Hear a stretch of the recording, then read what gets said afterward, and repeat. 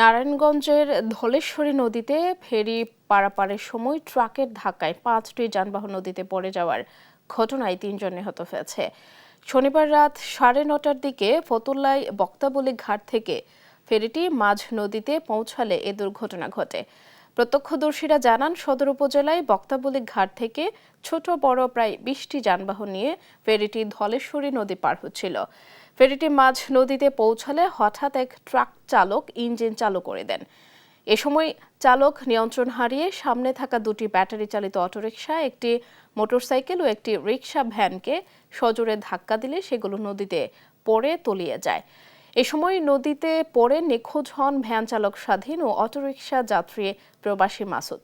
পরে তাদের মৃত অবস্থায় উদ্ধার করে ফায়ার সার্ভিস। আর গুরুতর আহত রফিক মিয়া নামের আরেকজনকে উদ্ধার করে হাসপাতালে নিলে চিকিৎসক তাকে মৃত ঘোষণা করে। গাড়ি বাড়ি খেয়ে আপনার এই যে পিলাটা ভাঙ্গে যাওয়ার কারণে সামনে লোকজন আসলে কিছু অটো বস একটা জানা মিশু বস একটা আর একটা বস হুন্ডার বস। দুইজন নিখোঁজে দাবি ছিল আমাদের কাছে, দুইজনকে নদী থেকে উদ্ধার করা হয়েছে।